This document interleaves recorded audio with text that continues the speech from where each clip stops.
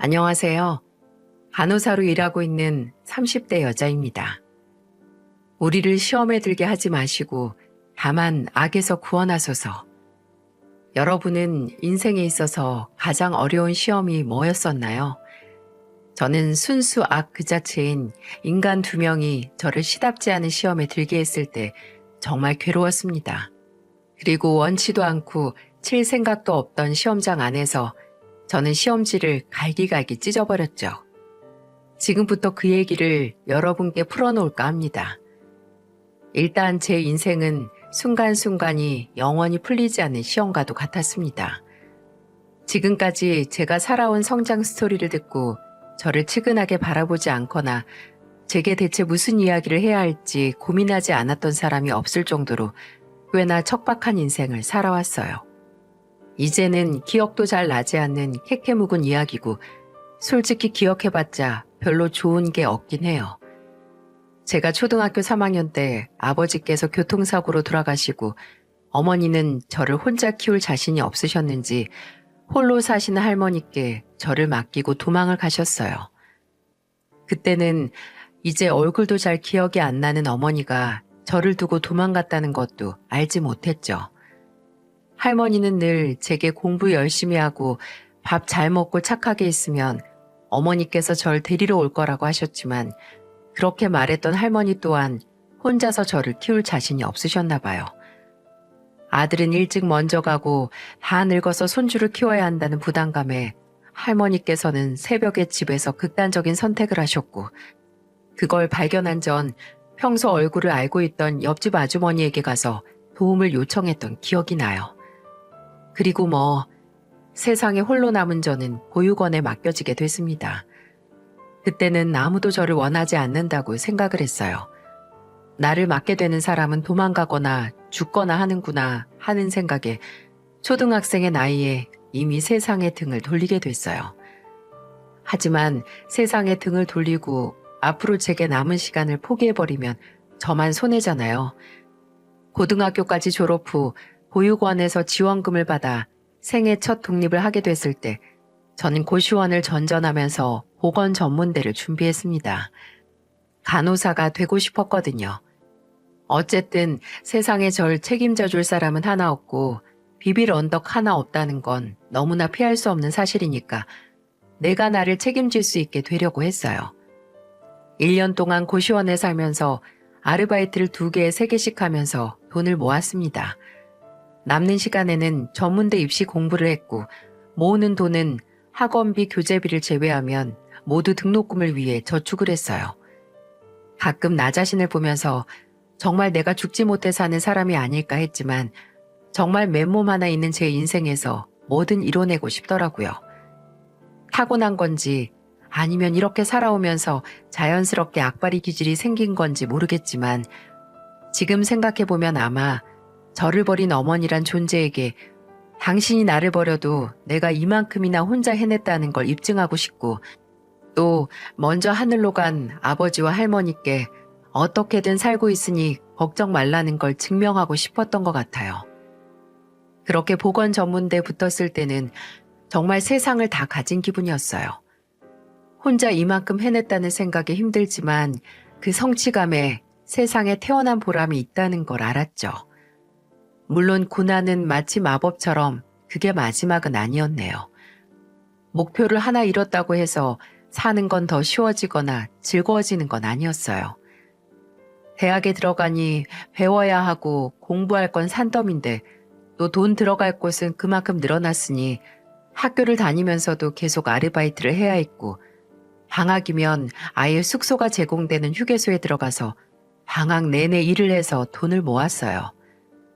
누구보다 간절하고 절박했기에 저는 무사히 학교를 졸업해서 간호사가 될 수 있었어요.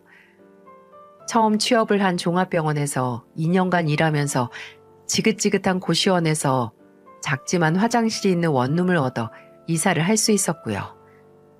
근데 전국의 간호사분들은 아마 공감을 하실 거예요. 일을 하면 할수록 필요한 건 지식과 경험도 있지만 바로 힘과 체력이라는 것을요. 교대 근무로 이미 힘든데 힘이 없는 환자들을 옮길 때도 정말 많고 나보다 무거운 사람을 이리저리 뒤집으면서 진료를 봐야 하니 진짜 운동을 하고 근육을 좀 키워야겠다는 걸 실감하겠더라고요. 그리고 저는 당장 무슨 일이 생겼을 때 부를 가족이 없잖아요. 위기 상황에서 나를 구할 건 나밖에 없고 어디서 무슨 일이 생길지 모르는 게 인생이니 취업하고 여분의 돈과 시간이 생기자마자 태권도 학원을 끊어서 다니기 시작했어요. 헬스보다는 뭔가 체력과 함께 실전적인 무술을 배울 수 있는 게 좋겠더라고요. 또 뭔가 생전 취미는 사치일 뿐이라고 여가 시간에는 그저 평소에 자지 못한 잠만 자던 제게 운동이라는 취미 생활이 생기니 뭔가 나 출세했네.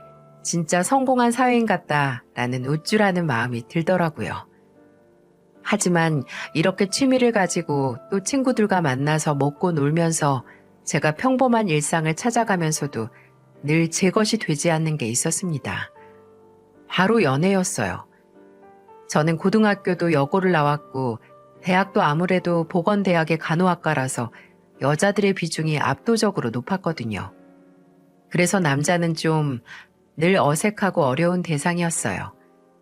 아르바이트 하면서 만나봤자 일하느라 바쁘고 피곤해서 주변에 누가 있는지 신경 쓸 겨를도 없었고요. 그래서 친구들이 소개를 시켜준다고 해도 제가 먼저 피하기도 했네요. 몇 번 등 떠밀려 만나보긴 했는데 어쩐지 내 것이 아니구나, 내 자리가 아니구나 하는 어색함만 느낄 뿐이었죠.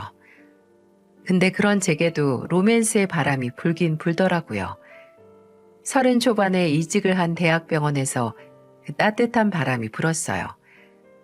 제가 근무를 한 지 며칠 안 됐을 때 저와 함께 일하는 간호사 한 분이 원무과에 친한 직원들이 있는데 주말에 만나서 술 한잔 하기로 했다고 저를 초대하더라고요. 같이 일하는 사람들과 친해지면 좋을 것 같아서 알았다고 했고 거기서 그 사람을 만나게 됐습니다. 그 사람은 원무과 직원이었는데 참 인상이 좋았어요. 서글서글하고 부드러운 이미지에 말도 참 다정하게 잘했네요. 저를 보자마자 이번에 새로 오신 간호사 쌤이죠? 저번에 마주쳤었는데 인사하려다가 못했어요. 라고 친근하게 다가오더군요. 은정씨 병원 오시고 처음 이렇게 같이 식사하는 거니까 은정씨 환영회도 같이 하면 되겠어요. 은정씨는 뭐 좋아하세요?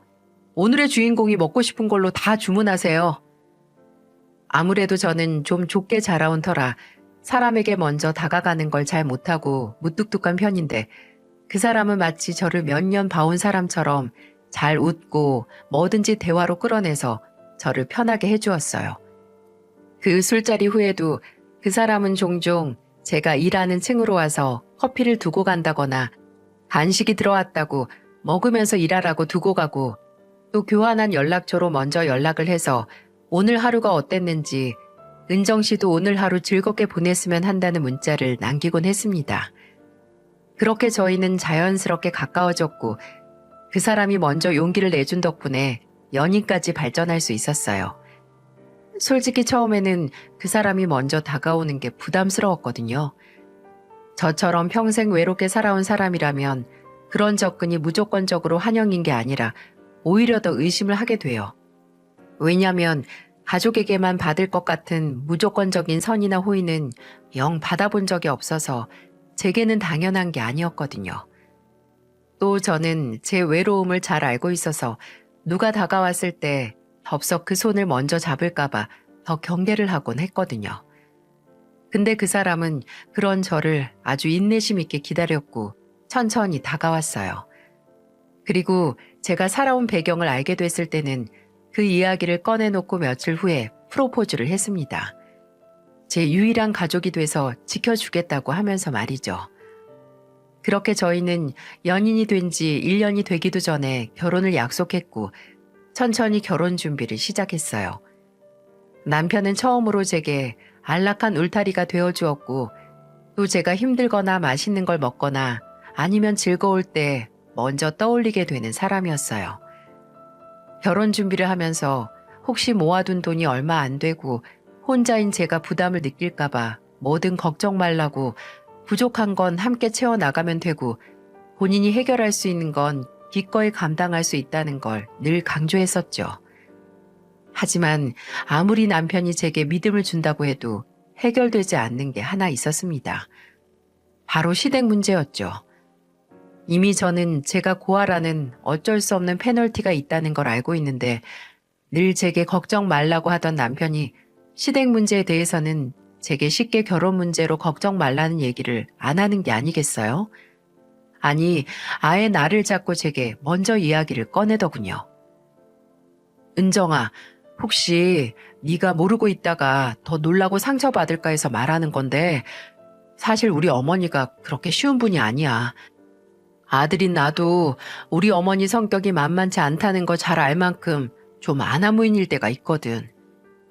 동훈 씨가 그렇게까지 말하니까 나 진짜 무섭다. 왜? 혹시 내 조건 때문에 반대하실 것 같아? 반대를 하시든 말든 난 너랑 꼭 결혼할 거지만 그 과정에서 어머니가 너한테 상처 줄까 봐 미리 말하는 거야.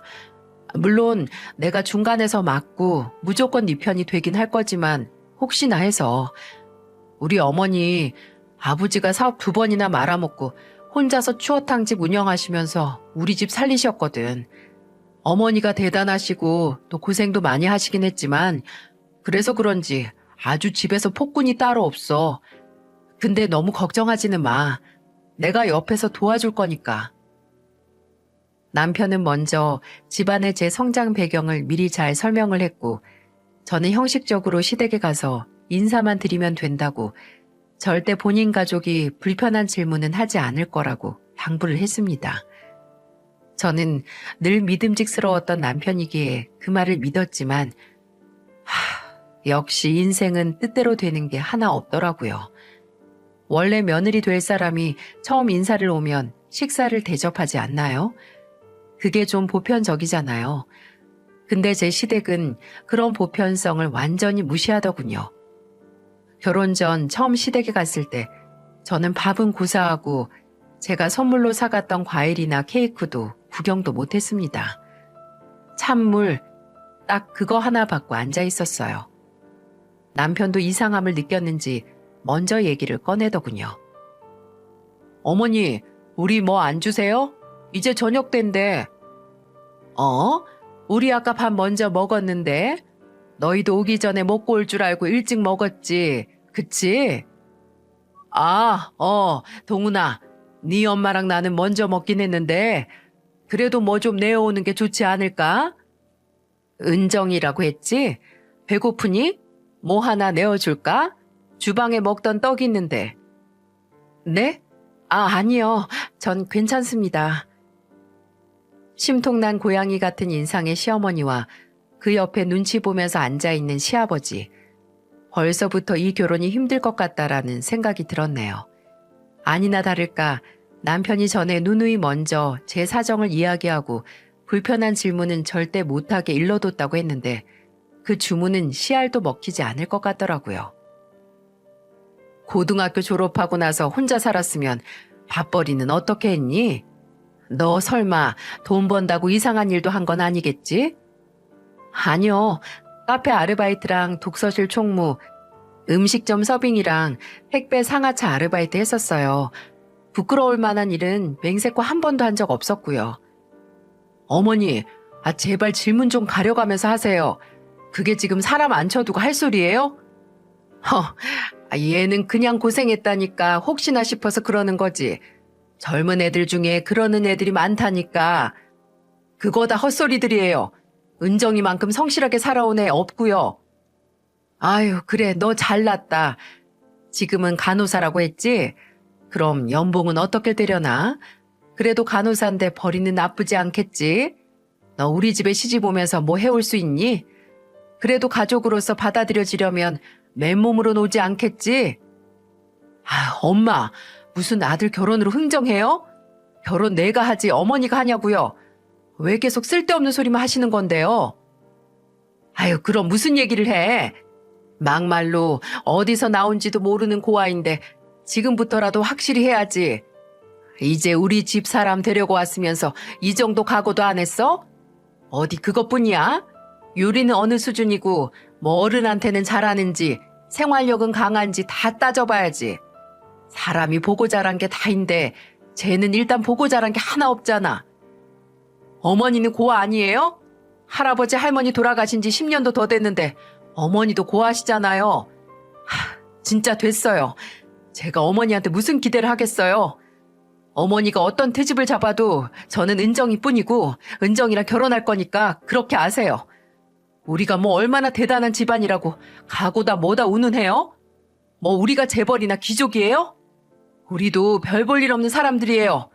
제발 그러지 좀 마세요. 그날 인사하는 자리는 정말 아수라장 그 자체였습니다. 남편은 끝까지 본인의 무례한 잘못을 모르는 시어머니에게 질려서 저를 끌고 나왔고 저는 생전 처음 보는 노골적인 무시와 괄시에 놀라서 충격을 받았네요. 근데 그게 끝이 아니었어요. 그 와중에 신우이가 제 SNS를 통해서 메시지를 보내온 겁니다. 시댁에 간 날 신우이는 자취를 하던 중이라서 얼굴은 못 봤지만 남편에게 들어서 신우이가 있다는 건 알고 있었거든요. 처음에는 자기소개를 하면서 오빠 잘 부탁한다. 이제 가족이니까 잘 지내보자. 뭐 이런 메시지만 보내왔어요. 저도 그래도 나를 환영하는 가족이 한 명은 있구나 했는데 그게 아니었더라고요. SNS를 통해 제게 연락처를 받아간 신우이는 연락을 하고 며칠 후에 정말 기상천외한 메시지를 보내왔어요. 언니, 이런 말 해서 민망한데 혹시 나 1,000만 원만 빌려줄 수 있어요? 아니, 내가 타던 차가 고장이 났는데 수리도 불가능하다고 해서 중고차 알아보고 있거든요. 근데 오빠는 못 빌려준다고 해서 언니한테밖에 부탁할 사람이 없네요. 나 금융권에서 일해서 돈 잘 버니까 걱정 말고 빌려줘요. 네? 내 계좌도 알려줄게요. 솔직히 처음에 이 메시지를 보자마자 피싱 문자인 줄 알았어요. 그렇잖아요.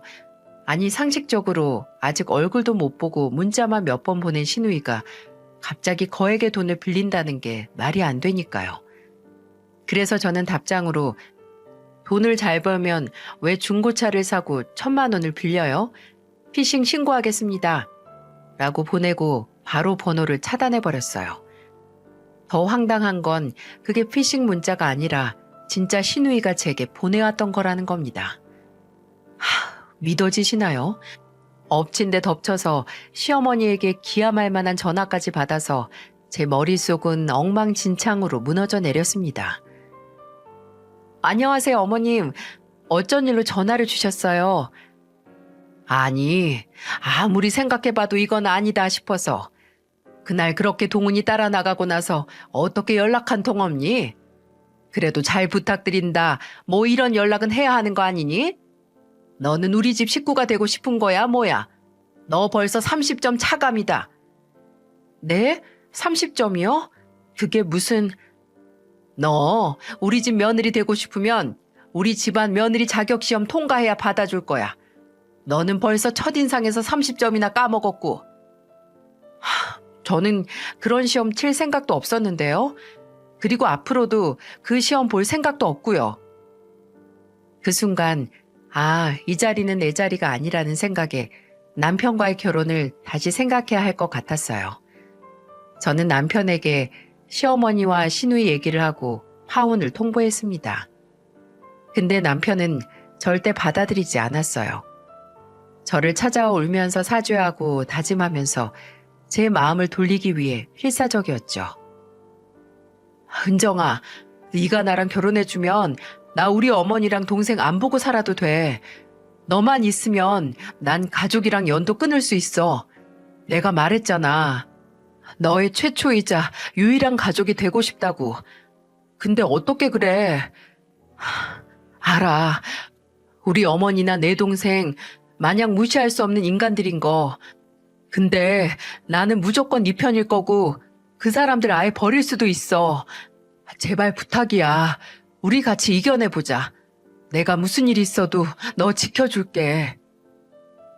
남편은 한 달 하고도 2주 동안 저를 설득했습니다. 그동안 식음을 전폐했는지 눈에 띄게 살이 빠지는 것 같더라고요. 나와 가족이 되기 위해, 나와 평생을 함께하기 위해 그렇게까지 하는 남편을 보면서 내가 뭐라고 왜 저렇게까지 할까 싶더라고요. 그런 제 물음에 남편은 은정이 너니까 라는 말을 하더라고요. 정말 몇 번의 고민 끝에 저는 다시 남편과의 결혼을 마음먹었네요. 내가 결혼하는 사람은 남편이니까 정말 남편과 함께라면 남편만 바라본다면 문제가 없을 거라고 생각을 했어요. 또 저희가 다시 결혼 준비를 하면서 시아버지께서 제게 먼저 연락을 해오셨습니다. 그리고 저와 남편을 불러 밖에서 저녁을 사주시면서 이런 말을 하셨어요. 은정이 너 그날 왔을 때 내가 가만히 있어서 정말 면목이 없다. 너도 봐서 알겠지만 동훈이 엄마가 성격이 보통이 아니다. 나는 과거에 잘못한 적도 있어서 더 아내 앞에서 맥을 못 추고 참 한심하지?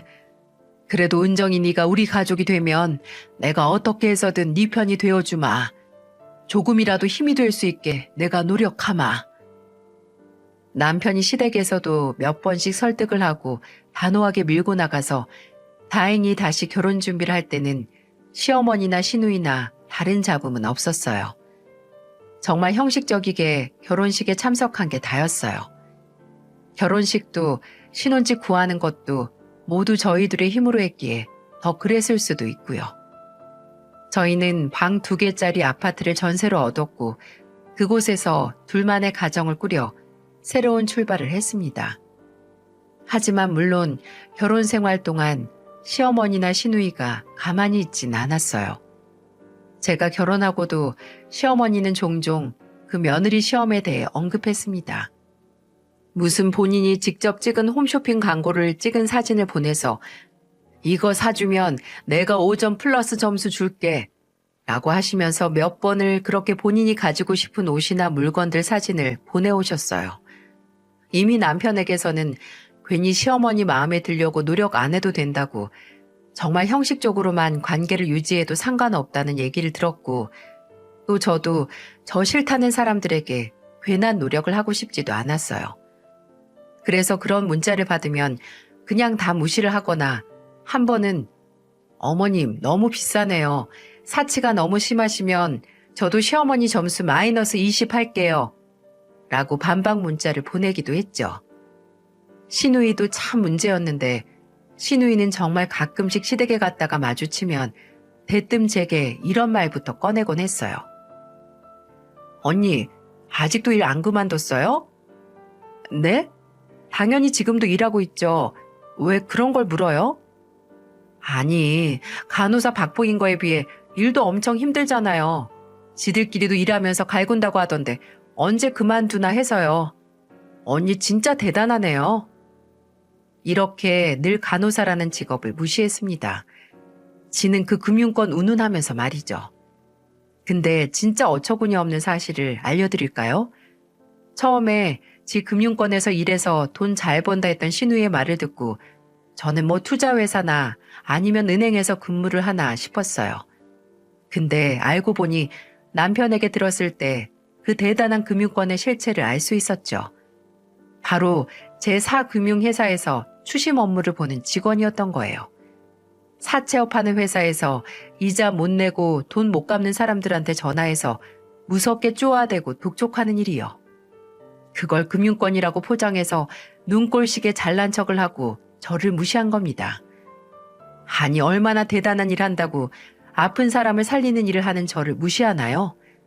진짜 시누이 직업의 실체를 안 후로는 너무 짜증나고 열받아서 시누이가 저런 소리 하면 얼굴색 하나 안 바뀌고 저도 이렇게 말했어요. 갈구는 건 아가씨가 돈 빌린 사람들한테 전화해서 하는 게 갈구는 거죠. 그리고 나 아가씨 연봉 알아요. 저번에 남편한테 들었거든요. 아직도 내가 신입할 때 받던 연봉보다 적게 벌면서 남의 연봉 그렇게 무시하면 안 되죠. 하지만 무엇보다 저를 열받게 했던 사건은 따로 있었습니다. 결혼하고 2년 반 정도 지나서 제가 임신을 했을 때 그 소식을 들은 시어머니가 전화로 이러시더군요. 예, 임신하면 먹는 게 일이고 남는 거야. 잘 먹어야 하니까 내가 택배로 재료 좀 보냈다. 그걸로 음식해서 동훈이 주지 말고 너만 든든하게 먹어. 갑작스런 친절에 여러분도 좀 의아하시죠? 저도 그랬어요. 아니, 그렇게 갑갑하고 못살게 굴다가 혹시 임신을 했다니까 잘해주시는 건가 싶었죠. 근데 그 연락을 받고 저희 집에 도착한 택배를 뜯어보고 저는 일말에 정말 1% 남았던 시어머니에 대한 기대가 증발해버리는 걸 느꼈습니다. 양파나 파는 까맣게 썩어 들어가는 부분이 더 많아 보였고 무슨 냉동 육수도 있었는데 냉장고에 오래 두면 두꺼운 얼음이 끼는 거 아시죠? 딱 그 모양이었어요. 딱 봐도 시어머니 식당에서 냉장고 정리하다 유통기한이 막 닥친 음식 재료를 모아다가 저희 집에 보낸 거였어요. 아니, 그렇게 생색을 내려면 유통기한이 적힌 라벨이라도 떼고 보내는 수고라도 하던가요. 박스 한가득 도착한 썩어가는 음식 재료를 보면서 이를 부득부득 갈았습니다. 그냥 지나갈 수가 없어서 저는 그 상자를 그대로 싸서 다시 포장을 했어요. 그리고 시누이 자취방 주소로 보냈습니다. 박스 안에 어머니께서 보내주셨는데 좋은 걸 저 혼자 다 먹을 수 없어서 좀 보내요. 아가씨 굶지 말고 일해요. 라고 적은 쪽지를 남겨서 말이죠. 택배를 받은 시누이는 바로 제게 전화를 하더군요. 무슨 다 썩어가는 걸 보냈냐고 하면서 아주 소리를 빽 하고 질렀어요. 저는 아무것도 모르는 사람처럼 그럴 리가 없는데? 어머님이 저 임신했다고 잘 먹으라고 보내주신 거거든요. 어머님이 설마 임신한 며느리한테 썩어가는 음식을 주셨겠어요? 한번 드셔보세요. 생긴 것만 그렇고 탈은 안 나겠죠. 라고 말했어요. 시누이는 아무 말도 못하고 전화를 뚝 끊었고 시어머니도 제게 전화를 해서 따지셨네요. 아니, 너는 왜 내가 너 먹으라고 준 걸 민지한테 보내니? 아니, 어머니께서 너무 손이 크셔서 저랑 남편이랑 다 못 먹을 것 같아서 아가씨한테도 보냈어요. 좋은 거 다 같이 나눠 먹으면 좋잖아요. 아니, 아무리 그래도 그렇지. 본인이 제게 식당 냉장고 청소하고 남은 썩어가는 음식 보내줬다는 말을 못하시겠는지 그렇게 대답도 제대로 못하고 전화를 끊으시더군요. 정말 명절이나 시어머니 생신 같은 집안 행사에도 시댁에 잘 안 갔거든요. 근데 그렇게 간간히 보면서 그럴 때마다 어떻게든 저를 못살게 구려고 혈안이 된 사람들처럼 굴어서 제가 무척 피곤했네요. 물론 저도 아쉬울 거 하나 없으니 지지 않았고요. 하지만 결정적으로 그런 간간한 만남도 아예 하지 않게 된 사건이 있었습니다. 제가 임신을 하고 13주 정도 됐을 때였어요. 시아버지 생신을 앞두고 있었죠. 근데 시아버지 생신 이틀 전에 시어머니께서 제게 장문의 문자를 보내셨더라고요. 시아버지 생신날 댁에서 가족들끼리 식사를 할 거니까 본인이 보낸 목록에 있는 것들 몽땅 다 사오라고 말이죠. 그 목록에는 정말 없는 게 뭔지 세는 게 더 빠를 정도로 빼곡하고 온갖 음식 재료가 다 있었네요. 소고기는 꼭 국내산이어야 한다는 코멘트가 달려 있었고 심지어 그 목록에 뭐도 있었는 줄 아세요? 후라이팬도 있었습니다. 특정 브랜드까지 딱 집어서 말이죠. 아니, 그냥 하루 음식 해먹는 건데 고가의 후라이팬이 대체 왜 필요하죠? 만약 시어머니 생신이었다면 그런 문자는 바로 무시를 했을 텐데 시아버지께서는 시댁 식구들 중 제게 잘해주신 단 한 분이었기에 마냥 모른 척을 할 수 없었어요. 어쨌든 시아버지 생신은 축하드려야 하니까 생신 당일에 남편과 함께 장을 봐서 시댁에 갔습니다. 물론 후라이팬은 안 사갔어요. 시어머니는 저희가 양손 가득 봐온 장을 꼼꼼히 체크하시다가 후라이팬이 없다는 걸 아시고 바로 추궁을 하셨어요. 예, 너 내가 보낸 목록 제대로 봤니? 후라이팬은 어딨어? 아, 걱정 마세요, 어머님. 저희가 쓰던 후라이팬 챙겨왔어요. 그거 쓰시면 돼요. 하루 뭐 해먹는다고 왜 후라이팬까지 사요? 어머니, 혹시 그거 아버지 생신 선물은 아니었죠? 무슨 후라이팬을 선물이라고 줘. 집에 쓸만한 게 없으니까 그랬지. 뭐야? 그럼 저희가 가져온 거 써도 되겠네요. 그렇게 음식을 만드는데 역시나 시어머니는 제가 하는 음식을 모두 맛보면서 이것저것 트집을 잡으셨어요. 이제 안 그러시면 문제가 있는 수준이었으니까요. 예, 너는 뭐든 소금을 아주 들이붓니? 이게 미역국이야, 소태지? 네? 그렇게 짜요? 여보 한번 먹어봐. 이거 많이 짜? 아니, 전혀 안 짠데? 에이, 난 오히려 싱겁다. 너희는 집에서 뭘 먹길래 입맛이 그 모양이니? 어머님, 저희 아직도 어머님이 보내주신 거 잘 먹고 있어요. 물론 거짓말입니다.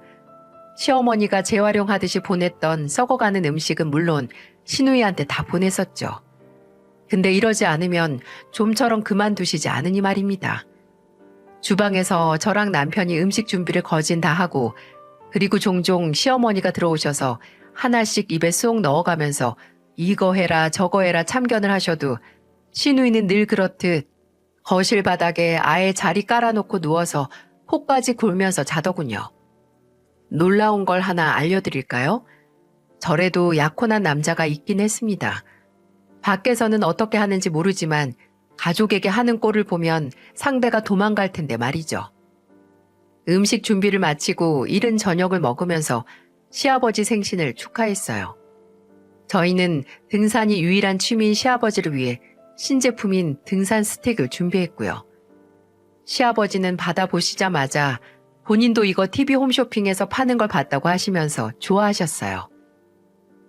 안 그래도 지금 쓰는 거 이 잡는 쪽이 영 불편해서 버릴까 했는데 잘 됐다.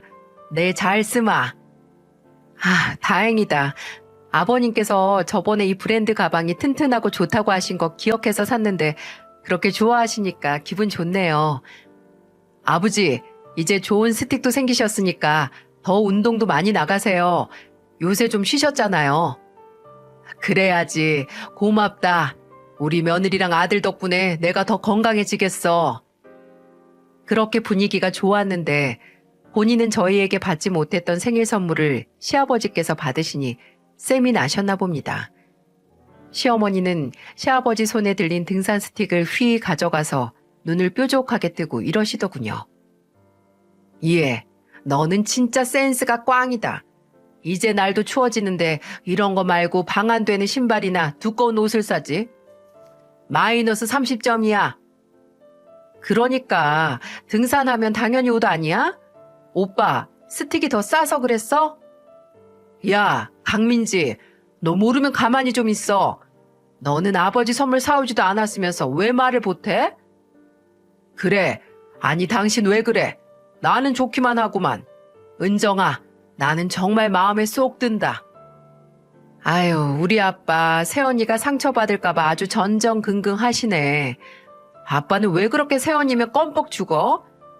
새언니가 불행하게 살아왔다고 지금 편해해요? 너 입 안 다물어? 밥 잘 처먹고 정신이 나갔나? 왜 밑도 끝도 없이 시비야? 아니 내가 뭘? 오빠 진짜 웃긴다. 엄마가 왜 심통이 났는지 모르겠어?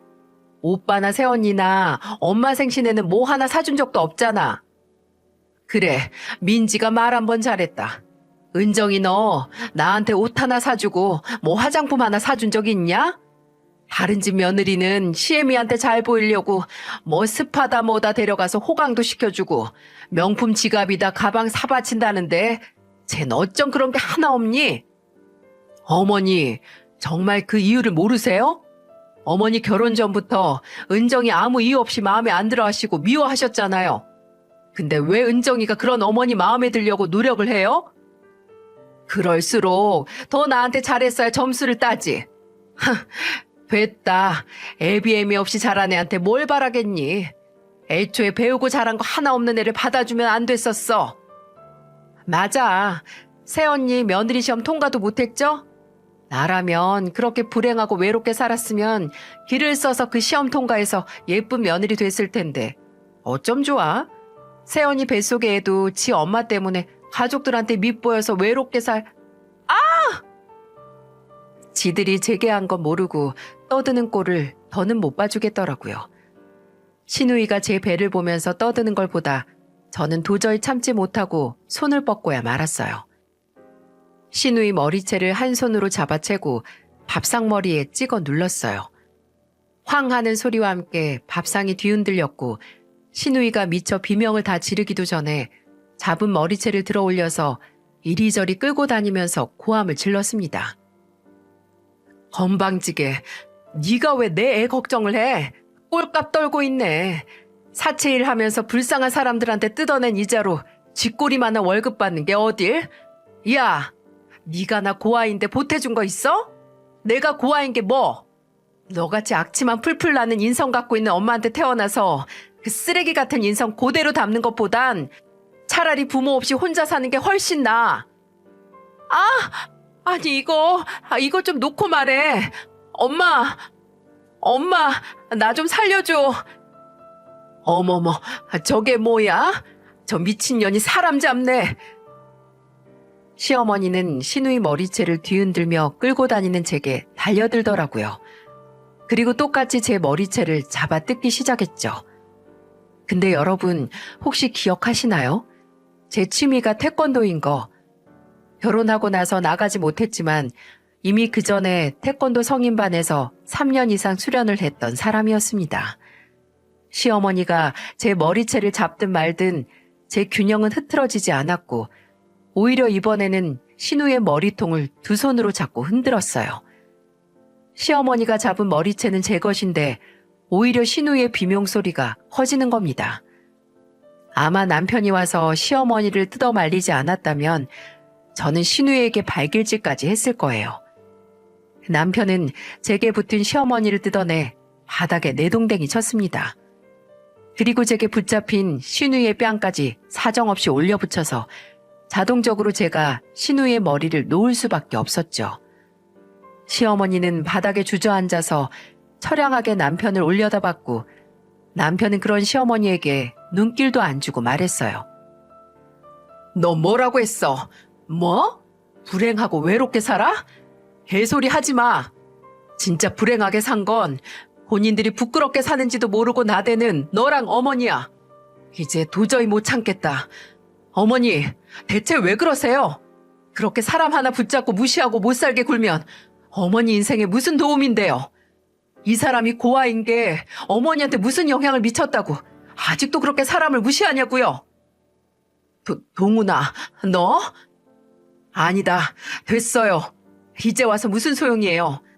앞으로 은정이한테 어머니나 민지 제 얼굴 보고 살라고 할 생각도 없어요. 저도 어머니랑 어머니 쏙 빼닮은 쟤 보고 싶지 않고요. 진짜 같은 가족으로 엮여있는 게 부끄러울 정도네요. 너 지금 제가 너 낳아준 부모보다 더 중요하다는 거야? 애초에 제가 있지만 않았어도 이럴 일은. 아니요. 은정이가 없었어도 저 어머니나 민지랑 언젠가 연 끊고 살았을 거예요. 어머니 잘난 거 하나 없으세요. 뭐가 잘났다고 그렇게 사람을 부리고 싶어하고 대접받고 싶어하는지 도저히 이해를 못하겠어요. 이제 저도 은정이도 이 집에 발길도 하지 않을 테니까 평생 그렇게 사세요. 알겠어요? 남편과 저는 그대로 초토화된 시댁을 뒤로 한 채 나왔습니다. 시어머니는 바닥에 앉아서 끝까지 본인이 제일 억울한 사람처럼 울었고 시누이는 머리가 엉망인 채로 고개도 못 들었어요. 나중에 시아버지께서 제게 전화를 하셔서 그날 제대로 못 말려서 미안하다고 이제 여기 오지 말라고 하셨습니다. 지금까지 제가 시댁에 간간히 온 것도 대단하시다고 하면서요. 남편도 비슷한 소리를 했어요. 차라리 결혼하고 아예 저는 시댁 식구들과 만나지 않고 살았으면 이럴 일도 없었을 텐데 괜히 시간을 끌었다고 본인이 잘못했대요. 혹시 가족 없이 오래 산 제게 본인 말고 다른 가족들이 있는 게 낫지 않을까 해서 끝까지 일말의 희망을 품고 있었는데 다 부질없었다고 후회를 하더라고요. 뭐 틀린 말은 아니었습니다.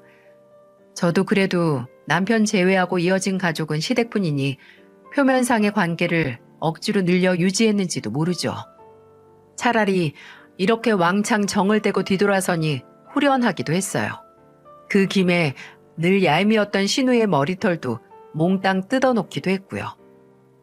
그 후로 간간히 시아버지와 연락은 했지만 시댁에는 아예 가지 않고 시어머니나 시누이하고는 완전 연을 끊어버렸어요. 남편은 혼자서 시아버지 때문에 시댁에 가긴 했지만 가더라도 시어머니하고는 별 대화도 안 한다고 합니다. 그렇게 2년 정도를 살았어요.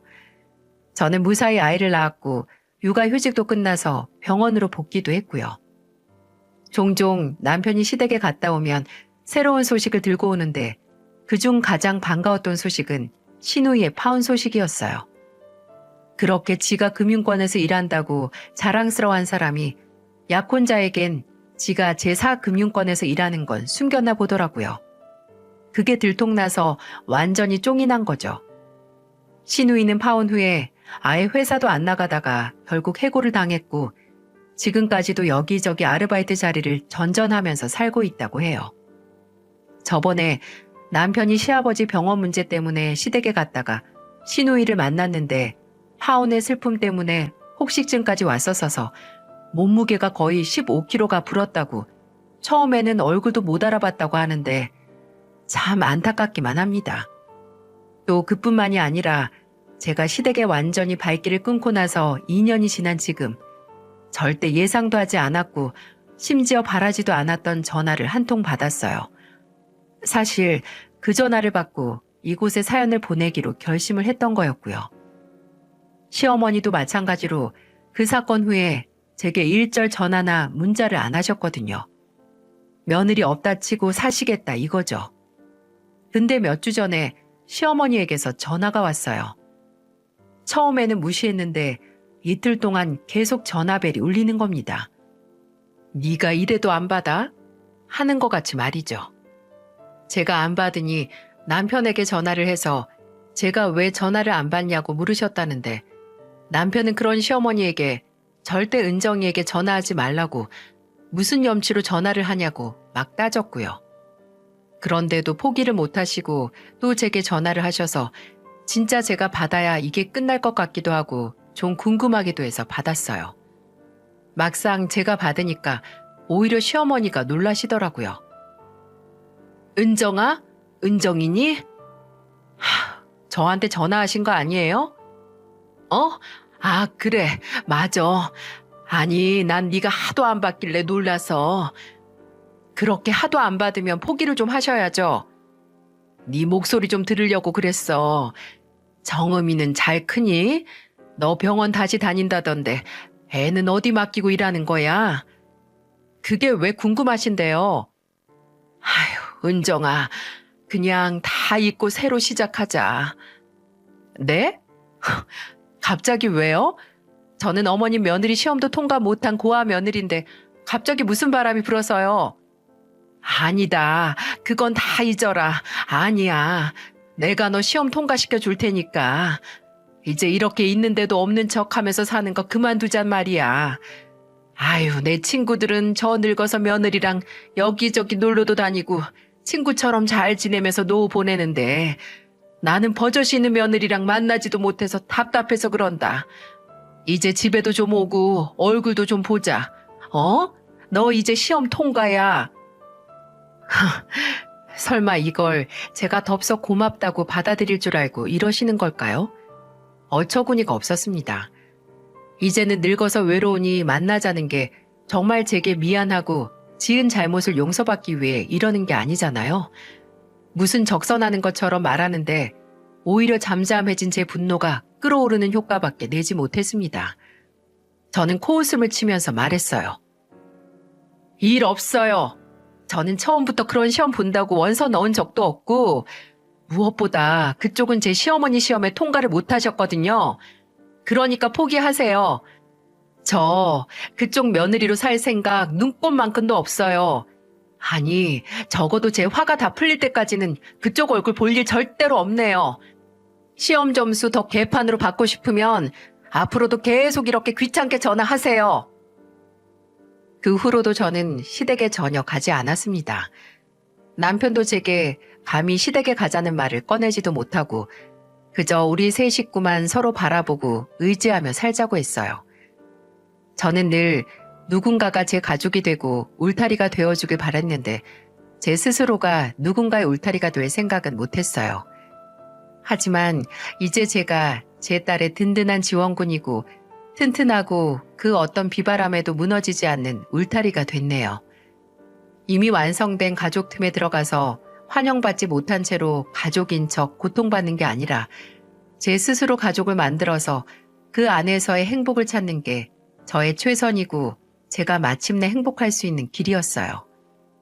마침내 뼈를 깎아내는 과도기를 거치며 찾은 제 가족과 제 행복을 절대 놓지 않을 겁니다. 제가 누군가의 보살핌과 지켜짐을 받기보다는 누군가를 지켜내면서 얻는 행복이 더 크다는 걸 이제 잘 알거든요. 이 세상에 태어나 우리가 경험하는 가장 멋진 일은 가족의 사랑을 배우는 것이라는데 저는 마침내 남편을 만나고 그걸 배우게 됐어요. 또 동시에 어떤 가족은 차라리 평생 만나지 않는 게 더 낫다는 것도 알았고요. 한때는 주변에 지지고 볶으면서 사는 가족을 보면 저런 가족이어도 나도 그 가족의 일원이 되고 싶다고 생각했는데 그럴 필요가 없었어요.